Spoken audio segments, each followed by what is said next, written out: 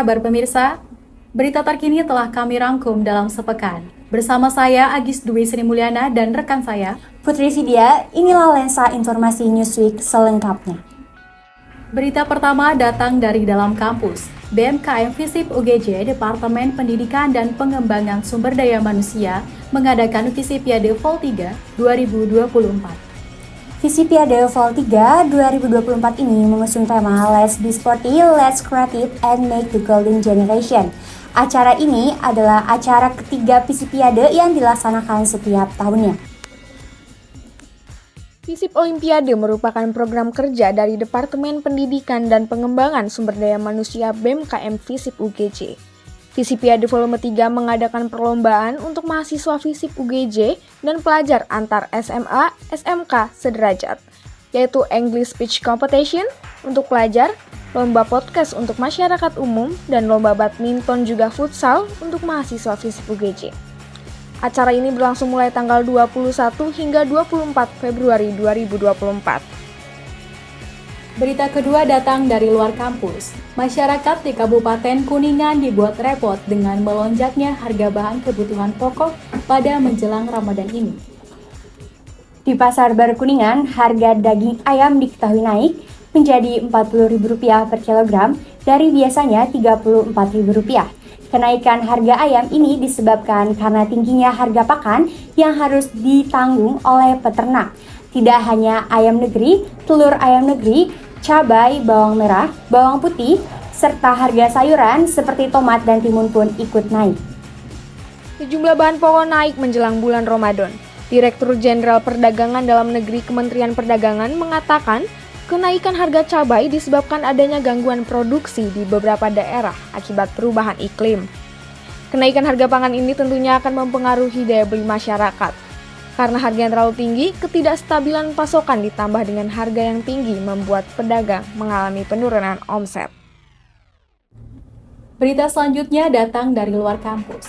Seorang santri bernama Bintang Balkis Maulana yang berumur 14 tahun menjadi korban bullying seniornya di Pondok Pesantren Tartilul Quran Kediri.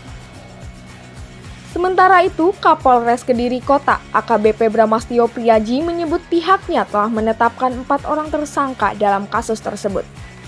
Tersangka yang terdiri dari MN 18 tahun asal Sidoarjo, MA 18 tahun asal Nganjuk, AF 16 tahun asal Denpasar, dan AK 17 tahun asal Kota Surabaya. Akibat perbuatannya, para pelaku dijerat pasal 80 ayat 3 tentang perlindungan anak, pasal 170 dan pasal 351 tentang penganiayaan berulang yang menyebabkan luka berat atau mati, dengan ancaman hukuman maksimal 15 tahun penjara.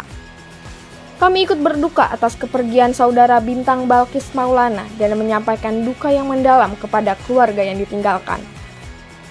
Kementerian Pemberdayaan Perempuan dan Perlindungan Anak Kemen-PPPA telah mengambil sikap tegas dan siap mengawal kasus ini untuk memastikan keadilan dan perlindungan lebih baik di masa depan. Berita selanjutnya, Gus Samsudin, seorang tokoh agama yang terkenal di Blitar, Jawa Timur, kini menghadapi ancaman dipolisikan oleh umat Islam dengan tuduhan penistaan agama. Kontroversi ini bermula ketika Gus Samsudin menjadi bintang tamu di saluran YouTube Dr. Chadli, pemilik Padepokan Nurzat Sejati. MUI Jawa Barat juga mengomentari konten aliran sesat yang dibuat oleh Gus Samsudin. MUI menyebut bahwa konten tersebut merupakan aliran sesat dan akan berkoordinasi dengan pihak kepolisian untuk menindaklanjuti kasus ini. Polda Jawa Timur telah menetapkan Gus Samsudin sebagai tersangka dugaan penistaan agama. Setelah menjalani pemeriksaan, Gus Samsudin ditahan di rumah tahanan Polda Jawa Timur. Berita terakhir, mantan Jenderal TNI Polri Prabowo Subianto telah diberikan gelar Jenderal Kehormatan oleh Presiden Joko Widodo. Penghargaan ini diberikan sebagai bentuk pengakuan atas jasa dan kontribusi Prabowo dalam bidang militer. Prabowo Subianto yang lahir pada 17 Oktober 1951 di Jakarta adalah anak dari pasangan Sumitro Jojo Hadikusumo dan Dora Mary Siger. Ia memiliki latar belakang pendidikan yang luas termasuk pendidikan di berbagai negara. seperti Hong Kong, Malaysia, Swiss, dan Inggris. Karir militer Prabowo Subianto mencapai puncaknya ketika ia menjabat sebagai Komandan Jenderal Kopassus Pasukan Khusus TNI Angkatan Darat. Namun pada tahun 1998, Prabowo terlibat dalam kontroversi terkait kasus hilangnya sejumlah aktivis politik. Setelah menjalani proses penyelidikan dan sidang di Dewan Kehormatan Perwira (DKP), Prabowo diberhentikan dari dinas kemiliteran pada bulan Agustus 1998. Pemberian gelar Jenderal Kehormatan pada Prabowo Subianto merupakan tanda penghargaan dari Presiden Indonesia Joko Widodo atas kontribusinya dalam bidang militer. Gelar ini diberikan sebagai bentuk penghormatan terhadap Prabowo dan pengakuan atas peran pentingnya dalam sejarah militer Indonesia. Pemirsa, berita tadi sekaligus menutup perjumpaan kita pada hari ini. Tetap ikuti terus lensa informasi Newsweek selanjutnya. Saya Agis Dwi Sri Mulyana. Dan saya Putri Vidya, serta kru yang bertugas pamit undur diri. Tetap semangat dan Sampai jumpa.